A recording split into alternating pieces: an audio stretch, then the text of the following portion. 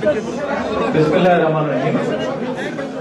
যুক্তরাজ্য বিএনপি কর্তৃক আয়োজিত আজকের এই শহীদ রাষ্ট্রপতি জিয়াউর রহমানের ৪৩তম শাহাদাত বার্ষিকী উপলক্ষে আয়োজিত এই মিলাদ মাহফিলে অংশগ্রহণকারী সকল অতিথিবৃন্দ, আসসালামু আলাইকুম।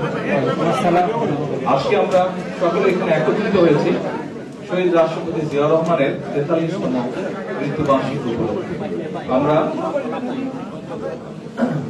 বিভিন্ন কোরআনের আয়াত পাঠ করেছি, মিলাদে অংশগ্রহণ করেছি। একটু পরে আমরা আল্লাহর দরবারে হাত তুলে মোনাজাত করি।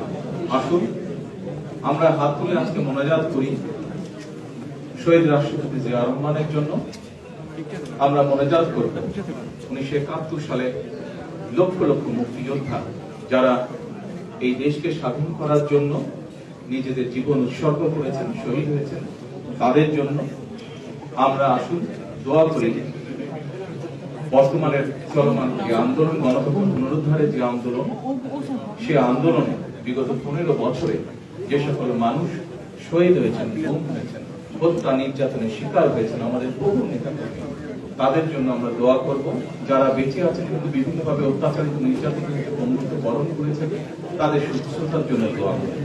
সর্বশেষে পরিশেষে আমরা দোয়া করব দেশের সকল মানুষের জন্য, দেশের জন্য, যেন মানুষের মনে এই দেশকে নিয়ে যে আশা, যে আকাঙ্ক্ষা, সেই আশা এবং আকাঙ্ক্ষা বাংলাদেশ জাতীয়তাবাদী দলের নেতৃত্বে প্রতিষ্ঠিত হতে পারে।